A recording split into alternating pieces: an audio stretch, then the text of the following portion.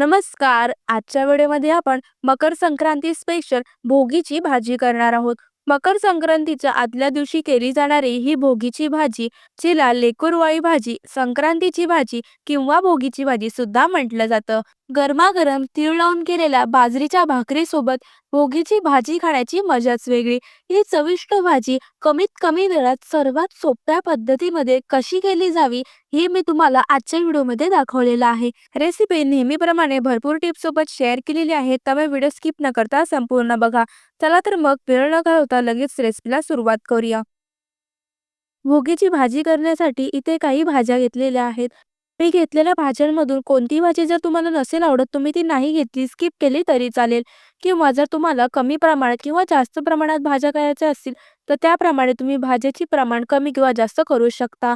आता मी तुम्हाला सांगते मी कोणत्या भाज्या घेतल्यात. भाजीच्या प्रमाणासोबतच कोणती भाजी कशी दिसते हे सुद्धा मी तुम्हाला दाखवलेलं आहे.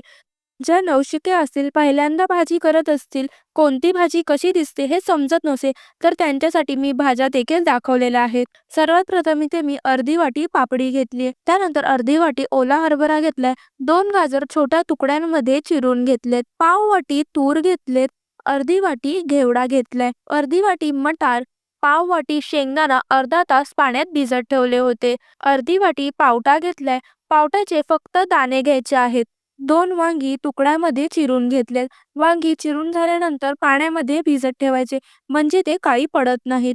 2 शेवगाच्या शेंगा सालं काढून तुकडे करून घेतले आहेत. ही भाजी करण्यासाठी एक छोटंसं वाटण तयार करून घ्यायचे. ते वाटण करण्यासाठी आणखी पाव वाटी शेंगदाणे घ्यायचे. शेंगदाणे गॅसची फ्लेम मध्यम ठेवून खरपूस भाजून घ्यायचे. तुम्ही भाजलेल्या शेंगदाण्याचं कूट घेतलं तरी सुद्धा चालेल. मी ही भाजी कांदा लसूणचा वापर न करताच केलेली आहे. शेंगदाणे भाजून झाले की ते एका प्लेटमध्ये थंड होण्यासाठी काढून घ्यायचे. त्याच पॅनमध्ये अर्धा वाटी सुकं खोबरं घालायचंय. सुकं खोबरं घातल्यामुळे भाजीला चव छान येते. तुम्ही सुकं खोबऱ्याच्या ऐवजी ओलं खोबरं सुद्धा वापरू शकता. सुकं खोबरं भाजतानाच त्यामध्ये अर्धा इंच आल्याचे तुकडे घालून घ्यायचे. सुकं खोबरं हलक्या सोनेरी रंगावरती परतून झालं की त्यामध्ये 1 चमचा तीळ घालून घ्यायचे. तीळ भाजायला जास्त वेळ लागत नाही, त्यामुळे खोबरं अर्धवट भाजून झालं की त्यानंतर त्यामध्ये तीळ घालून घ्यायचे. तुम्ही ओलं खोबरं सुद्धा घेणार असाल तरी देखील ते अर्धवट भाजून झालं की त्यानंतर त्यामध्ये तीळ घालून घ्या. तुम्हाला जर लसूण घालायची असल्यास तुम्ही 5-6 पाकळ्या लसूण घालू शकता. वाटण भाजून झालं की ते थंड करून घ्यायचे आणि एका प्लेटमध्ये काढून घ्यायचे. भाजलेले शेंगदाणे होते ते देखील मी यामध्ये घालून घेतलेत. मी शेंगदाण्याची साल नाही काढली, तुम्हाला हवं असल्यास तुम्ही साल काढून देखील घेऊ शकता. आता हे वाटण मिक्सरच्या भांड्यात घालायचे, पाणी घालून मिक्सरला बारीक फिरवून घ्यायचे. वाटण तयार झालं. आता भाजीला फोडणी घालून घेऊया. 2 चमचे तेल गरम करून घेतले, त्यामध्ये 1 चमचा जिरं घातले. जिरं छान फुललं की 7 ते 8 कढीपत्त्याची पानं घालायची. छोटा पाव चमचा हिंग घालून घ्यायचे. आता काही सुके मसाले घालायचे आहेत. गॅसची फ्लेम अगदी लोच ठेवायची. मसाले घालत असताना गॅस बंद केला तरी सुद्धा चालेल, जेणेकरून मसाले करपणार नाहीत. 1 चमचा लाल तिखट घेतले, 1 चमचा धना पावडर आणि छोटा अर्धा चमचा हळद घेतली. त्यानंतर एक मोठा टोमॅटो जमेल तितका बारीक चिरून घेतलाय. टोमॅटो अगदी मऊसूत करून घ्यायचाय. तुम्ही हवं असल्यास 2 चमचे पाणी घालून सुद्धा टोमॅटो परतू शकता किंवा 1 ते 2 मिनिटभर झाकण ठेवून टोमॅटो मऊ करून घेऊ शकता. मी इथे पाण्याचा वापर नाही केलेला आहे. फोडणीमध्येच टोमॅटो परतून घेतलाय.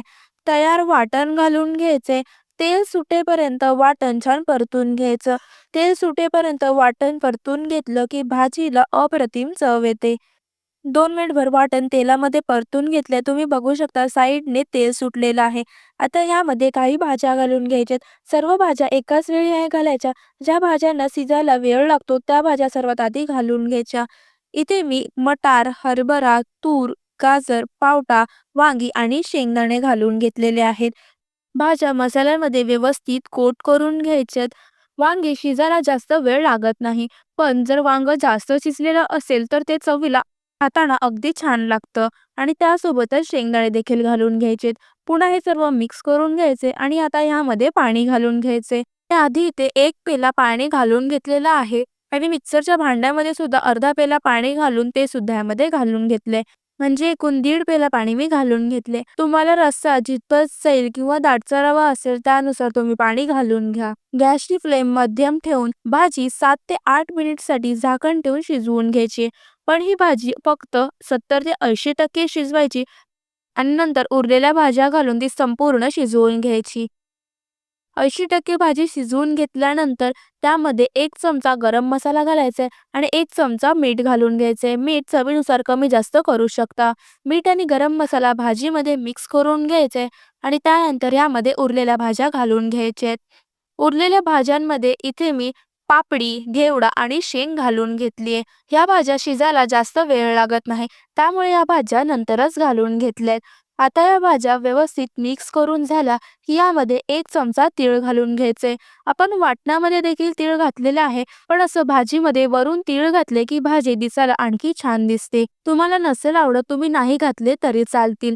भोगीच्या भाजीवरतून असे तीळ घालून घेतले आणि त्यानंतर शिजवली की ती आणखी छान होते. पुन्हा आता झाकण ठेवून 7 ते 8 मिनिटांसाठी ही भाजी गॅसची फ्लेम मध्यम ठेवून शिजवून घ्यायची.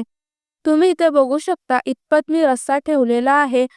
ही भाजी थंड झाली की त्याचा रस्सा आणखी दाटसर होतो, त्यामुळे इतपतच मी तो पातळ ठेवून घेतलेला आहे. आता इथे भाजी शिजली आहे की नाही हे चेक करून घेऊया. त्यासाठी एक शेंग मी हातानेच दाबून बघते. लगेच ती दाबली जाते, याने कळते की आपल्या सर्व भाज्या शिजल्या गेलेल्या आहेत.